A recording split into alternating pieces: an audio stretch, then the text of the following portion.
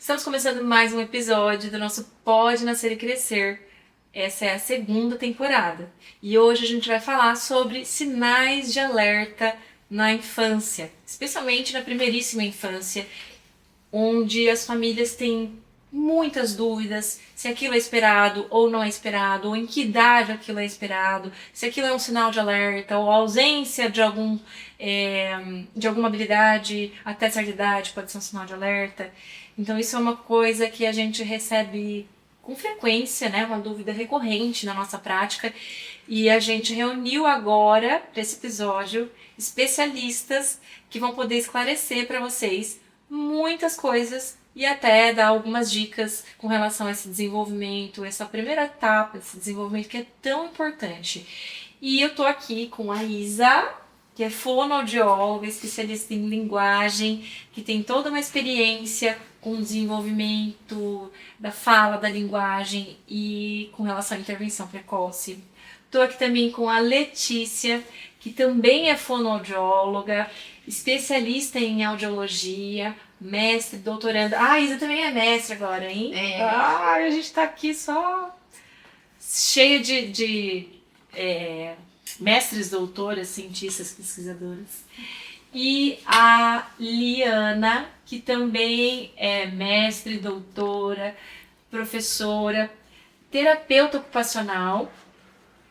E todas elas vão poder contar um pouquinho de todo esse desenvolvimento que é tão importante nessa primeira infância. Então, eu queria que vocês começassem contando um pouquinho por que é tão importante e especial a gente olhar para essa primeira etapa do desenvolvimento, que é ali logo que o bebê nasce, até por volta dos 3 meses ali. O que a gente tem que observar nesse bebê, em cada uma dessas áreas, dessas habilidades que vocês olham, que vocês curtem? Com relação ao bebê, né, com relação às habilidades auditivas do bebê, a gente tem que entender que elas seguem uma sequência padronizada de comportamentos. Então, a gente tem alguns comportamentos para esperar. Então, o bebê recém-nascido, eu espero que ele se assuste com sons mais intensos, né? Eu espero que por volta dos 4 meses ele já vire a cabeça em direção, né, a um som. Um bebê mais velho ali, por volta de 1 ano, eu já espero que ele compreenda e obedeça a comandos verbais mais simples, como dá tchau, manda beijo, né? Uma criança ali já com 2 aninhos, a gente já espera que ela tenha um repertório maior. Então, eu já espero que ela obedeça a comandos simples e também mais complexos. Eu espero que ela reconheça os sons do seu dia a dia. Então, o cachorro latindo, ela sabe que é o cachorro, o telefone tocando, ela sabe, né, que é o telefone, a campainha. Então, são comportamentos que a gente vai esperando aí ao longo, eles vão ficando mais complexos e que a gente espera com relação à audição, né, desse bebê aí ao longo dessa etapa. Muito bom. E por isso é tão importante também o teste da orelhinha, né? Porque ele já traz ali um mapeamento, né, do quanto está sendo funcional essa audição do recém-nascido, que estando tudo ok, é esperado que ele apresente realmente todas essas habilidades, né, logo nesse comecinho. Exato, Rafa. A gente tem o teste da orelhinha justamente para a gente identificar ali ao nascimento, para que esse bebê ele tenha a possibilidade da intervenção precoce e que ele não perca nenhuma experiência sensorial, que é importantíssima e ele vai levar para o resto da vida aquilo que for aprendido e experienciado nessa etapa. Então é essencial realmente olhar para tudo isso, né? E aí, Li? Bom, primeiramente é muito gostoso falar sobre esse assunto, né? Fico muito feliz de estar aqui para conversar com vocês sobre uma temática que me agrada muito desde a minha primeira formação e está muito presente na minha prática, né? E pensando assim no desenvolvimento, como a Letícia mencionou, a gente tem também dentro do desenvolvimento da criança, pensando no foco da terapia ocupacional, algumas questões importantes que são previstas, né, nessa primeira fase de vida. E isso se relaciona tanto ao desenvolvimento das habilidades motoras quanto nas habilidades sensoriais também. Então, dentro dos aspectos motores, assim, até os 3 meses, é muito importante a gente ver como que é o comportamento dessa criança no nosso colo, nos nossos manuseios diários, cuidados diários, Então, no sentido de ser uma criança muito molinha, muito flexível, ou então uma criança que tem uma rigidez, um corpinho mais enrijecido na hora de se mover, na hora de se trocar. A gente colocar essa criança, né, muitas vezes em algumas posturas para identificar se ela já está estabelecendo o controle cervical, que é o controle da cabeça. Então, os 3 meses é importante que ela já comece a iniciar essa habilidade, né? Mais próximo aos 6 meses, a gente espera que essa criança já esteja mantendo um pouco o controle na postura sentada, um pouquinho mais à frente com mais domínio, sem uso das mãos, né? Isso aí vem sequenciar o engatinhar, o ficar em pé com apoio, o andar, né, que tem uma variação aí de crianças que andam até 1 ano e 5 meses, 1 ano e 6 meses. Então são marcos importantes para o desenvolvimento que vão se fortalecendo ao longo, né, do tempo e vão se calibrando também. E as questões sensoriais são também muito importantes da gente identificar nesse momento, porque assim como a audição, né, a gente tem outros sistemas sensoriais muito importantes, né, que envolvem aí a parte tátil, a parte gustativa, a parte visual, né? Outros sistemas muito importantes que a gente tem relação com a condição de movimento é o sistema vestibular, que são receptores que estão na nossa orelha e elas ativam o nosso nível de alerta e atenção. E aí, por exemplo, eu posso ver crianças com bastante incômodo em movimentos bruscos ao longo do nosso dia, do cuidado diário. Então, a criança vai ser colocada para deitar, para trocar a fralda. Ela se apavora, ela se desorganiza. Isso pode ter uma relação com o processamento vestibular. Outra coisa é a questão das funções manuais, né, que vão acontecendo, né, a criança começa, né, depois que ela já está com uma habilidade mais de sustentação de postura, habilidade de pegar as coisas com as 2 mãozinhas, tudo isso me dá também informações quanto ao sistema proprioceptivo. São receptores que eu tenho no meu corpo, né, que graduam a minha força, controlam os meus movimentos na ação. Por isso que até os 3 meses ali a gente tem que se atentar a todos os tipos de estímulos que são oferecidos para o bebê, tanto em excesso quanto em privação, né? Sim, muito importante, né? Essa medida certa, né?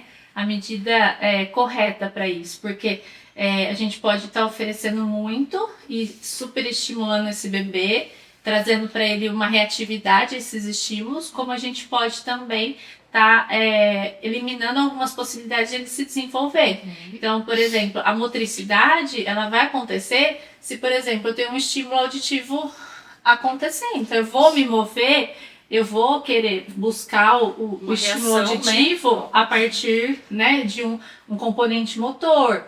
Então, todas essas coisas caminham muito juntas, né? E claro que nós vamos direcionando nosso olhar mais especificamente para aquela competência que trabalhamos, né? Perfeito. Mas é nesse E sentido. como o desenvolvimento infantil ele não caminha sozinho, né? Como você estava falando ali. Então, tanto em relação a essa questão das experiências auditivas, sensoriais que essa criança vai tendo ao longo do seu primeiríssimo desenvolvimento, o quanto isso vai impactar em todas as funções. Isso vai incluir as questões de linguagem também, né?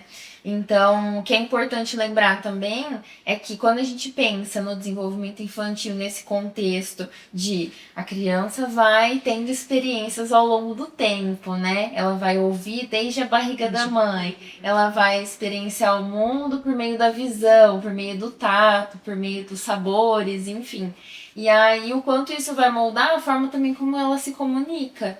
Então, o que ela vai comunicar se ela não tiver um contexto em relação a isso? Ela vai experienciando e com isso ali, vamos pensar, quando ela começa a aquisição dos primeiros sons, que com base numa base auditiva, ela vai começando a fazer esses sonzinhos e vai selecionando quais sons ela vai continuar falando, com base naquilo que a família também traz ali de reforço para ela, o mamamá que vira o mamãe, o papapá que vira o papai. Exatamente. Então, é exatamente essa a mágica do desenvolvimento. A gente precisa ter tudo isso muito integrado para poder favorecer, né? E o esperado ali, em termos de linguagem propriamente, né? A gente vê do 0 aos 3 meses muito do choro, que isso que você trouxe, né? O choro, eu acho que essa base é a forma mais primitiva da comunicação ali do bebê, né? E isso vai se refinando. Tantas mães falam, né? Ah, esse choro eu conheço, esse choro é de tal coisa, esse choro é de tal coisa. Porque é a partir do choro que ele vai também desenvolvendo, que esse bebê vai também desenvolvendo e aprimorando as habilidades de fala, né? E a linguagem em um contexto muito amplo, ele está vivenciando ali a audição, ele está ali vivenciando todos os sentidos, né? E todas as habilidades motoras que estão acontecendo, e ele vai desenvolvendo realmente essa linguagem como forma de se comunicar, não só por meio do choro ou de algo ali que ele vocalize, mas por meio do olhar, por meio de todas essas outras coisas que a gente já mencionou, né? E o que vocês diriam, assim, que a gente pode considerar como um sinal de alerta para as famílias de um bebê ali que 6 a 12 meses, vamos dizer assim, tá ali desenvolvendo essas habilidades, mas puxa vida, eu já começo a ter ressaltado algumas habilidades que esse bebê deveria estar fazendo, como a Liana mencionou, que ele vai ali adquirindo e refinando, né, aprimorando tudo que ele vai conhecendo desse mundo, né? O que a gente poderia mencionar como sinal de alerta? Mas antes disso, Lê, eu acho que tem muita coisa que se fala com relação ao bebê responder quando ele é chamado pelo nome, né? Ou se direcionar para aquele estímulo. O que você fala sobre isso? Assim, quando eu considero que é esperado ele já atender quando ele é chamado, ou já buscar a fonte de um lado para o outro quando ele está ali recebendo algum estímulo, especialmente quando se fala do nomezinho dele. Acho que a Isa também pode falar um pouco sobre isso, né? No caso do bebê, com relação a responder ao nome, né, reagir, né, ele não vai Reagir, responder, né, ele vai isso. ter uma reação, ó, a gente espera algum tipo de reação desse bebê ao nome dele, Isso. né, aí a gente já espera isso, que o bebê tenha essa reação, né, assim, com 9 meses, né, ali por volta dos 9 meses até 1 ano, esse bebê tem que ter essa reação pro nome dele, a gente já espera de forma mais sistematizada, né, porque ele já teve toda, né, já recebeu toda aquela informação auditiva, né, de que aquele som se refere a ele, então ali por volta mais ou menos dessa idade a gente já espera que isso...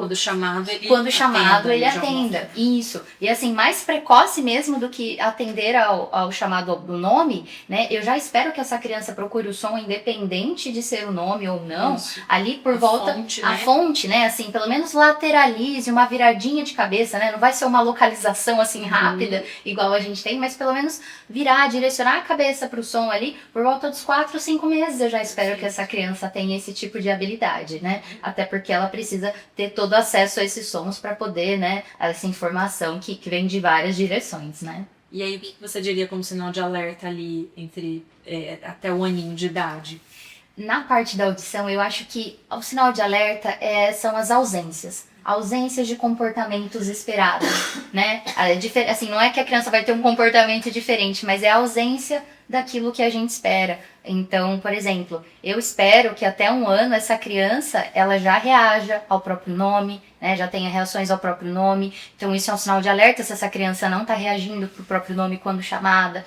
Se essa criança ainda não atende a comandos verbais simples, então manda beijo, dá tchau. Então, a ausência desses comportamentos, isso vai me chamar a atenção, né? Não procurar esse som, né? A fonte desse som direcionando aí para a fonte, né? Virando a cabeça em direção à fonte do som. Tudo isso me faz pensar, opa, acende uma luzinha de alerta. E é necessário também a questão da avaliação para entender o porquê que isso pode não estar acontecendo, porque pode sim ter uma origem auditiva, e isso precisa ser investigado para ser tratado, mas a origem ela pode estar relacionada ao neurodesenvolvimento. E aí realmente só uma avaliação específica mesmo para poder dizer. Diferenciar, né? Perfeito. E o que você diria, Isa, que seria esperado com relação ao desenvolvimento de fala e linguagem? Na verdade, o que chamaria atenção no sinal de alerta dessa criança aí até uns 12 meses? Então, quando a gente fala no desenvolvimento, a gente pode pensar como se fosse uma linha do tempo, né? Então a criança, por volta dos 3 meses, ela já faz alguns sonzinhos, mais para as vogais. Até os 6 meses ela começa a balbuciar, e aí é o bababá, mamamá, que aí por volta de 1 ano a gente vai esperar que isso se transforme no papai, na mamãe, no dá. Então, o sinal de alerta é quando essas questões não aparecem dentro do tempo definido, dentro do que é a margem esperada, né? Então, se uma criança ainda ali por volta de 1 ano, depois de 1 ano, né, por volta de 1 ano e 3 meses, 1 ano e 4 meses, aí a gente começa a pensar, por que ela ainda não tá falando? O que pode estar acontecendo? Ou quando a gente vai pensar em crianças por volta de 1 ano a 3 anos, que é um sinal de alerta muito importante, questões de regressão. E aqui a gente traz a regressão da linguagem, né? Mas a gente pode pensar em regressão do desenvolvimento.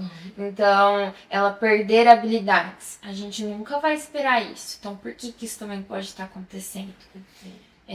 Acho que é isso. Vamos desenvolver.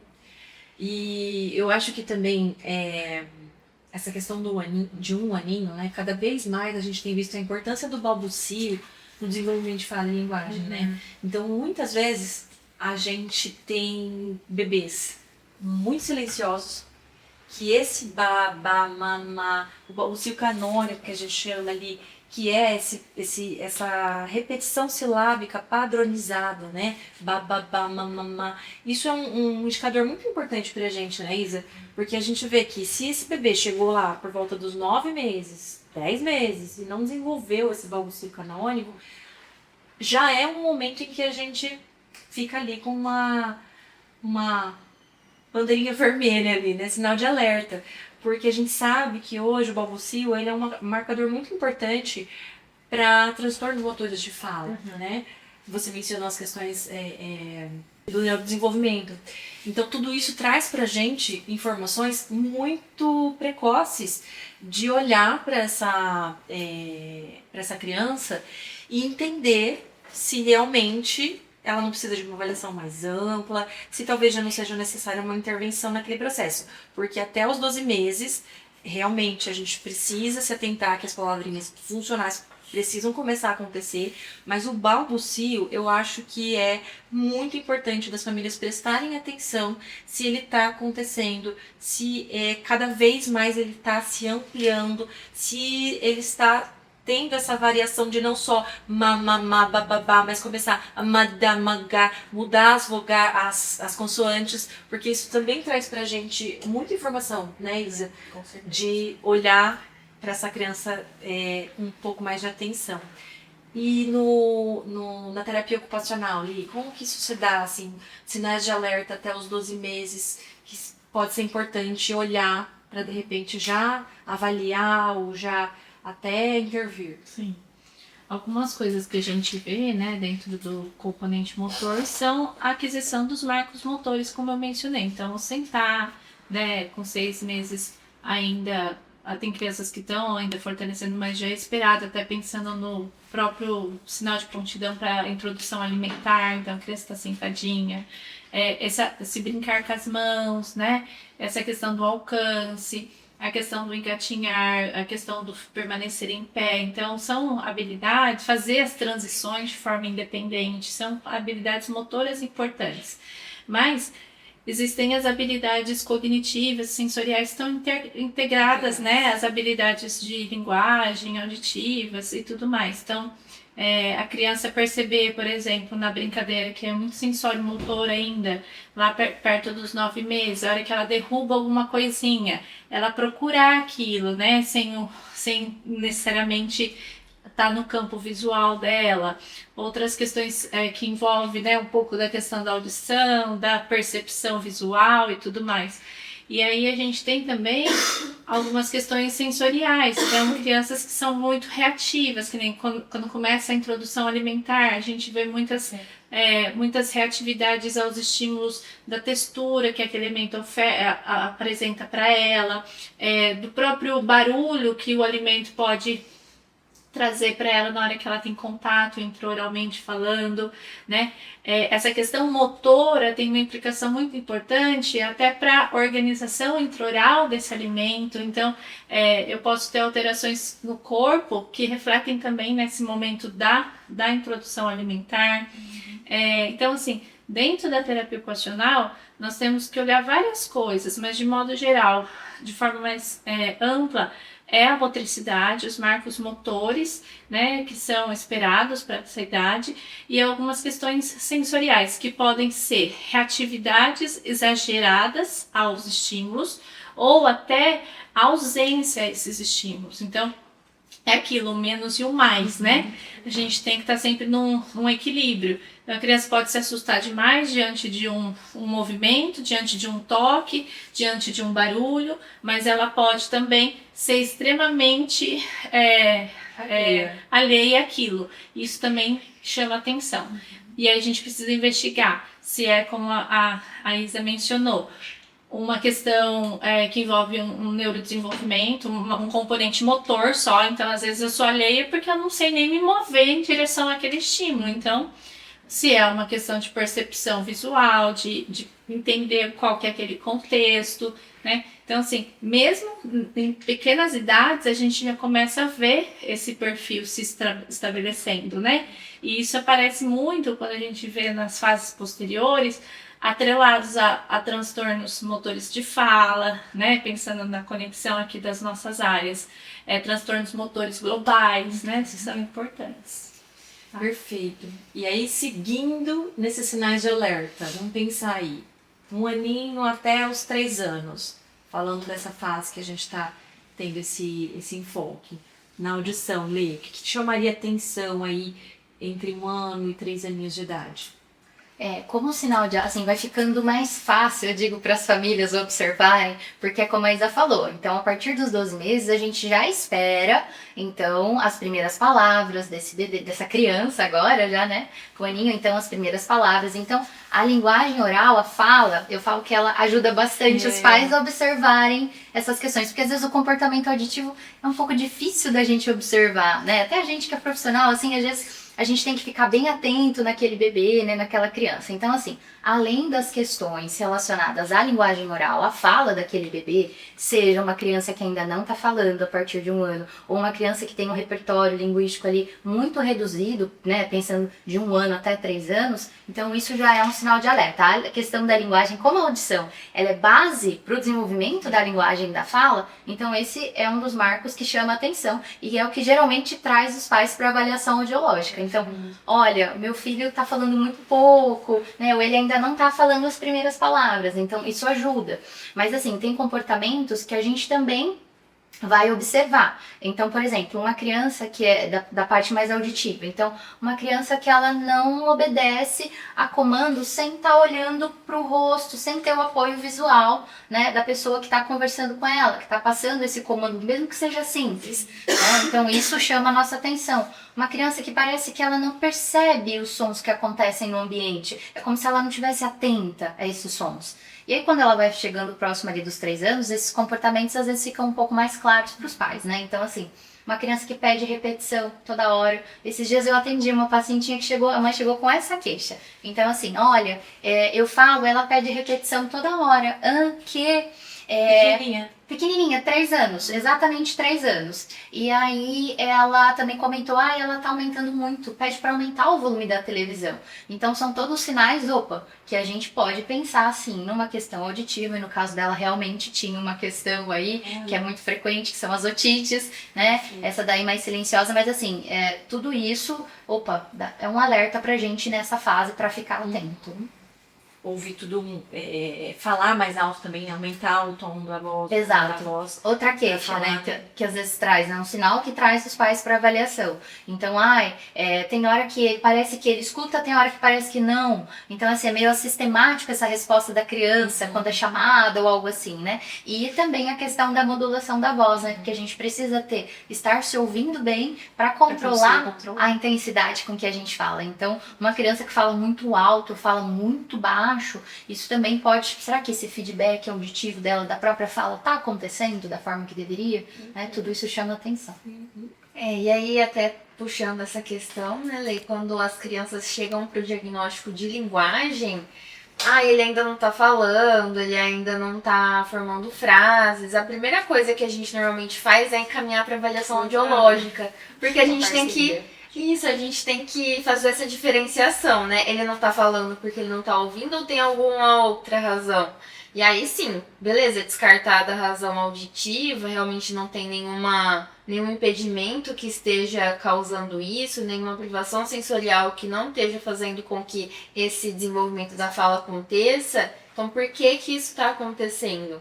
E aí os sinais de alerta que a gente mais observa realmente são esses. Por volta de 1 ano a criança ainda não está falando, depois de 1 ano a gente espera que essa complexidade vá acontecendo. Então até os 2 anos isso tem que ir avançando, a complexidade dos sons que essa criança fala, a complexidade de palavrinhas que ela vai falando, e aí então começar a falar ali palavrinhas, frases, formar frases com 2 palavras, que é um marco muito importante.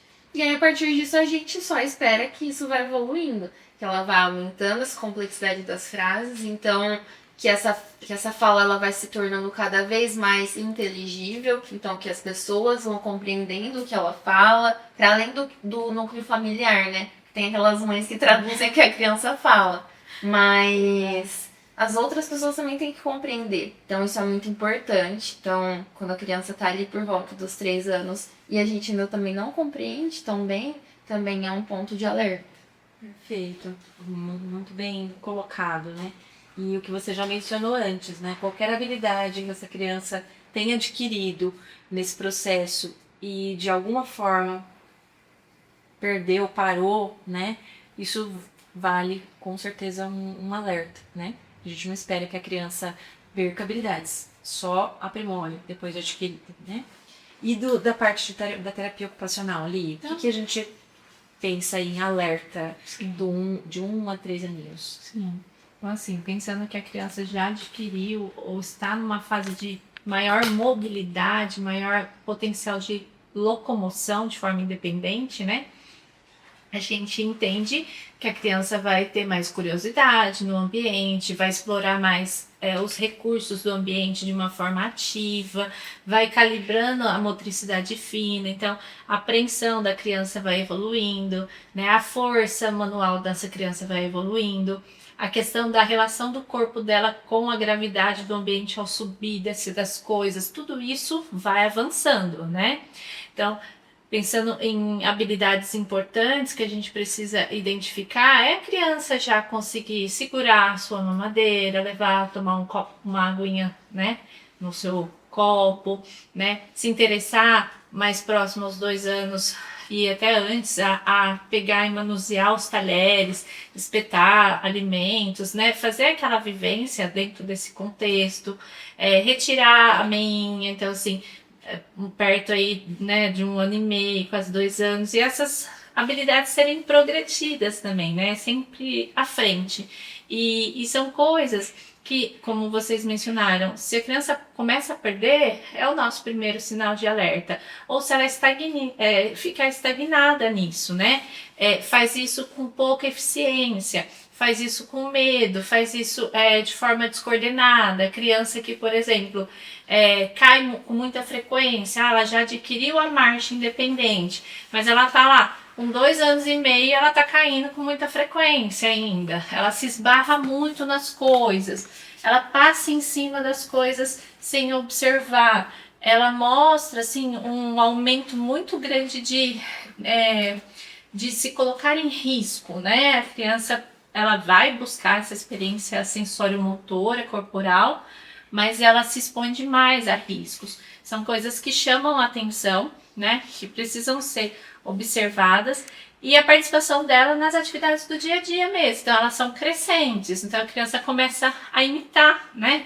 Mesmo que ela não faça com qualidade motora algumas funções, ela vai querer fazer com a escova de dente, ela vai querer usar o talher, ela vai querer tentar ajudar na hora de pôr uma roupinha, ela vai puxar, ela vai tirar. Então são habilidades que vão sendo desenvolvidas ao longo desse período, né?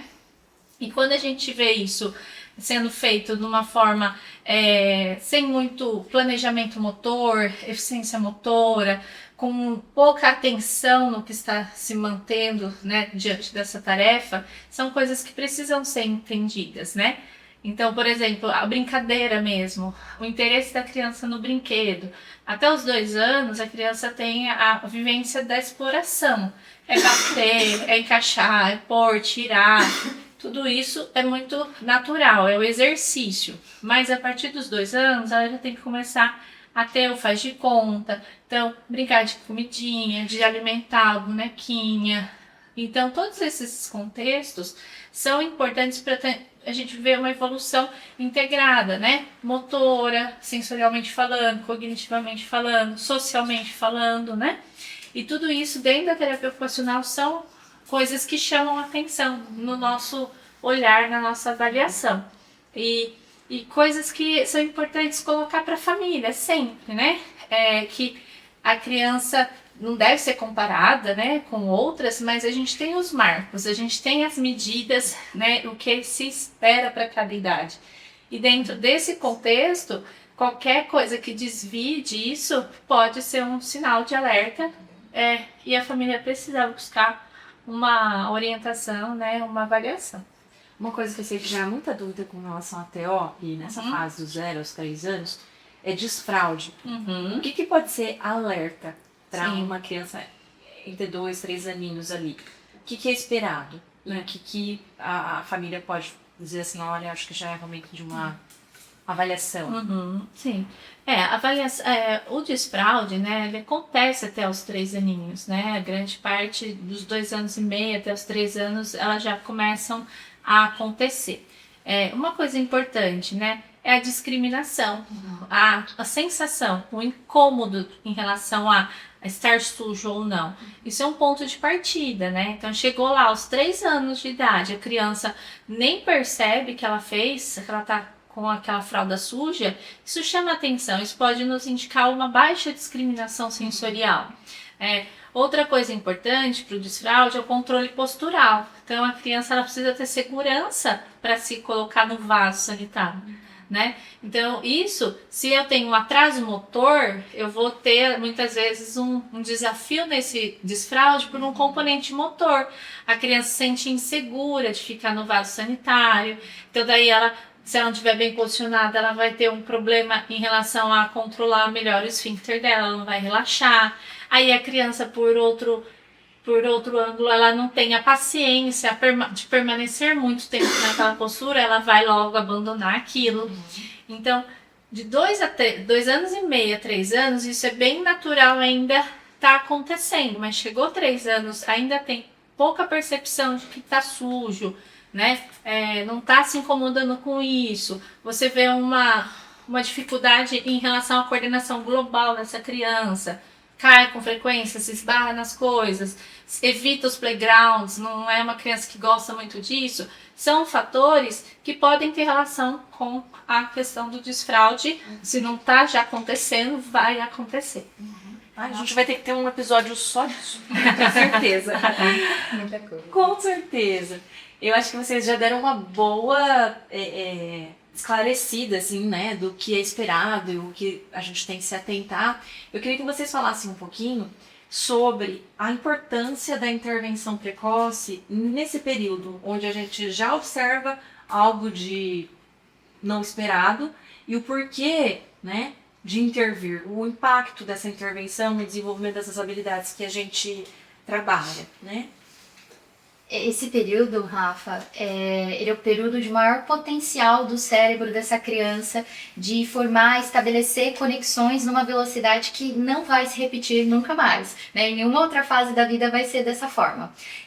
Então, é muito importante que a intervenção ela ocorra de forma precoce. Por quê? Porque a gente dá a oportunidade, né? Intervenindo precocemente, a gente dá a oportunidade para que essa criança tenha exposição a um ambiente rico em estimulação de linguagem, pensando na audição, né? Sim. Em sons e na estimulação e na fala, né?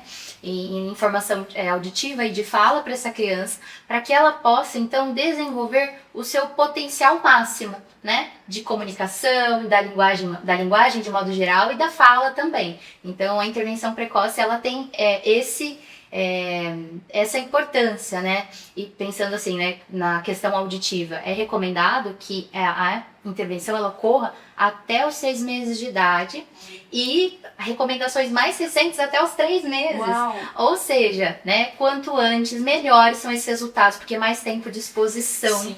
né, de input, de entrada de informação essa criança vai ter. E a gente sabe que se isso acontece de forma tardia, pensando, né, na audição e aí gera as consequências para a linguagem, para a criança de forma geral, a gente perde esse melhor momento, né? Esse melhor momento que o cérebro vai estabelecer essas conexões e aí os resultados de linguagem e auditivos, eles podem ser mais limitados, Sim. né? Dependendo de quando essa intervenção ocorre. E se a gente pensar assim em avaliações periódicas, a audiometria, ou uma avaliação audiológica, deveria ser meio que igual a um oftalmologista, assim, né? Todo ano, pelo menos, fazer uma avaliação ali, porque, como você mencionou, existem otíteos que são silenciosas e que é normal, né? Todas essas alterações, esses processos de alterações respiratórias na primeiríssima infância, eles acontecem, né? E então olhar para isso com essa atenção, eu acho que é essencial para a gente prevenir questões de linguagem, principalmente, né? Eu falo que meu sonho seria que as famílias viessem assim, ai, eu só vim pra saber se tá tudo bem, pra fazer um acompanhamento.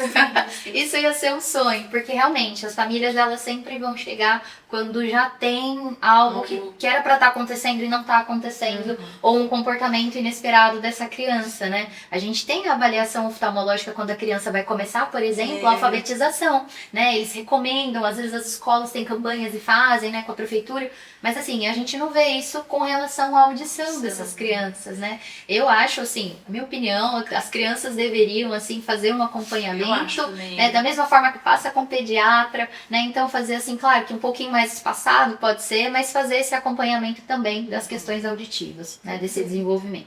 É muito importante mesmo pensando em intervenção precoce, para que isso aconteça precisa ter diagnóstico precoce. E aí o diagnóstico precoce ele vai ocorrer a partir do momento em que a gente identificar que existe alguma coisa que não está acontecendo como deveria. Então é importante trazer esses sinais de alerta todos para poder realmente, vamos ver o que precisa de atenção para poder sim dar um diagnóstico precoce, promover essa intervenção precoce e favorecer o desenvolvimento. É um período que a gente fala bastante das podas neurais, né? Também, com certeza. Porque durante, até ali por volta dos 3 anos, essas podas neurais, elas tendem a ocorrer. E aí, quando isso acontece, na verdade, elas ocorrem até depois, né? Mas é nesse período que inicialmente vem com todos esses desenvolvimentos, né? Em que se isso não ocorre da forma esperada, essa criança, no caso, por exemplo, do autismo, pode vir a ter prejuízos em relação à poda, mas também se essa criança não tiver os estímulos esperados dentro dos tempos esperados, vão ser descartados ali coisas que às vezes não eram para ser. Então, no sentido mesmo de não poder correr atrás do prejuízo, né? Ela tem que continuar adquirindo habilidade de uma forma contínua, e isso tem que ser oferecido para ela no período certo. Eu sempre uso muito essa frase de correr atrás do prejuízo. Eu sempre uso essa frase porque eu acho que o quanto antes a gente começa essa intervenção, são habilidades mais, vamos dizer assim, mais simples que esse bebê ou essa criança vai precisar adquirir. Quanto mais tempo a gente fica sem intervir, mais habilidades essa criança vai acumulando para adquirir. Então a gente realmente tem que correr atrás disso com muito mais rapidez e muito mais afinco. Então se a gente começa isso cedo, é uma lacuna às vezes pequena para a gente conseguir superar e essa criança seguir em frente, né? Então eu acho que essa intervenção precoce, o quanto antes a gente consegue entender e intervir da maneira mais assertiva possível, melhor todo o processo de desenvolvimento futuro dessa criança, né? Até em questões psicológicas, emocionais, todo o entorno aí dessa família. A gente é muito fã de intervenção precoce, né? E além, né, dessa questão assim de ser precoce, eu vejo também a importância da frequência nessa idade, né, da repetição nessa idade. Então, que ela seja realmente cotidiana, que a criança seja submetida aos estímulos, né? Perfeito. Em todos os momentos do dia a dia. Então, se ela, que nem essa questão da audição, né? Na minha avaliação, são coisas que a gente, como eu vejo muitas questões sensoriais, a primeira questão preciso descartar questões estruturais que podem estar interrompendo essa comunicação comigo, né? Me dando essas informações sensoriais inadequadas. Então, tanto visualmente falando, quanto auditivamente falando, são coisas importantes a serem conhecidas. E pensando nesse momento, né, crucial e tão potente, que até os 3 anos de vida, a neuroplasticidade, as podas, a gente organizar nossos programas de intervenção, né, pautado nisso também, uma frequência que potencializa esse tratamento, né, esse acompanhamento.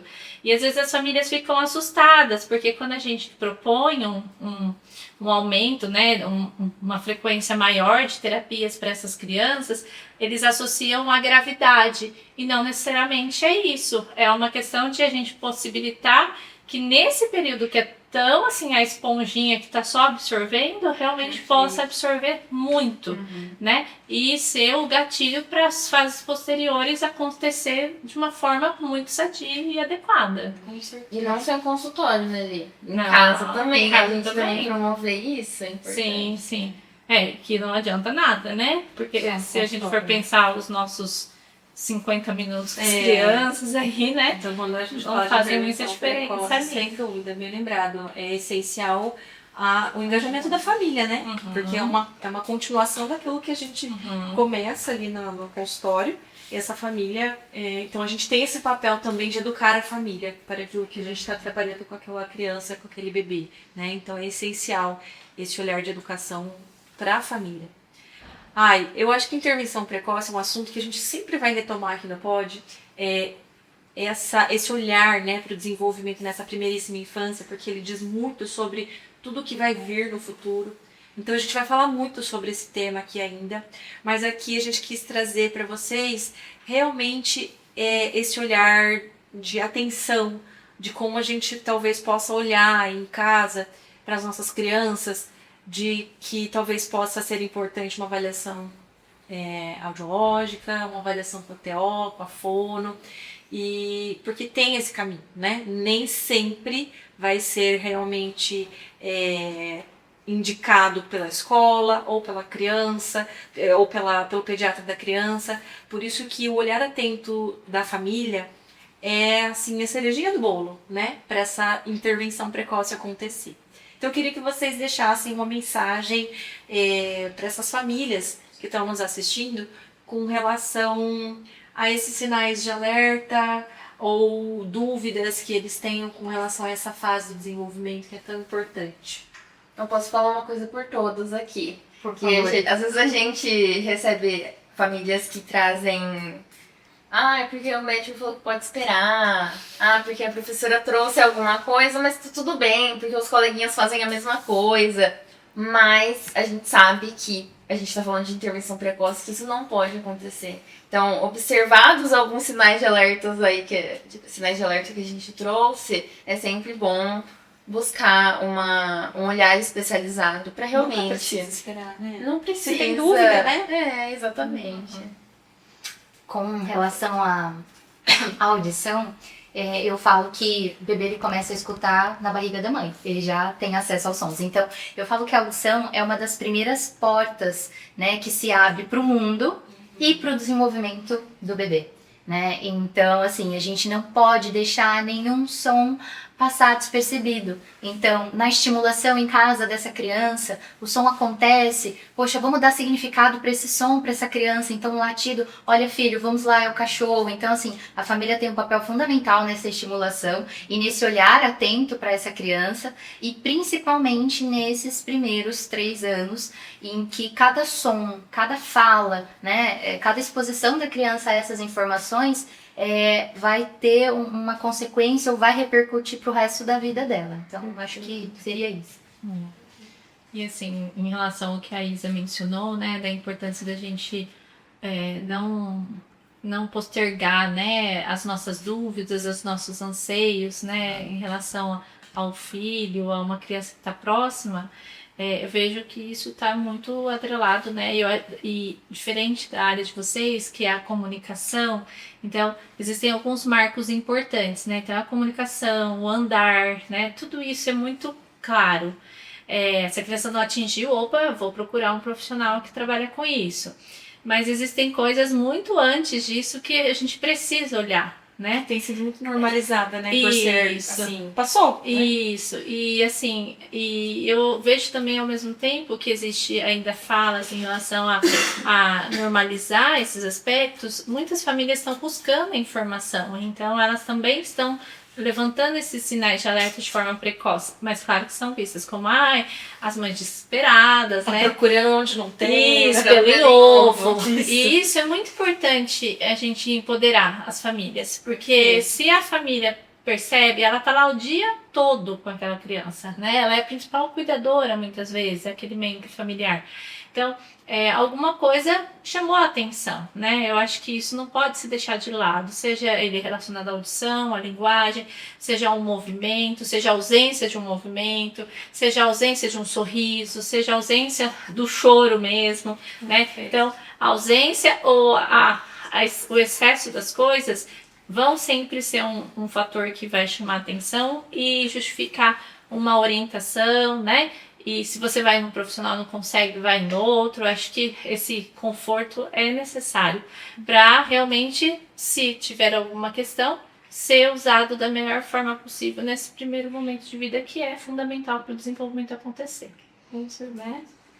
Essencial. Então, acho que esse foi o nosso episódio com relação aos sinais de alerta nessa primeiríssima infância. É claro, como eu já mencionei, nós vamos falar muito sobre isso ainda, porque é extremamente importante e é o que a gente levanta a bandeira mesmo, né? De estimulação, de intervenção, de diagnóstico precoce.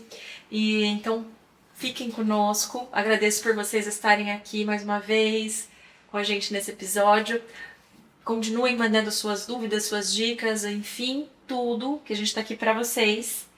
E até o próximo episódio, porque aqui você pode nascer e crescer.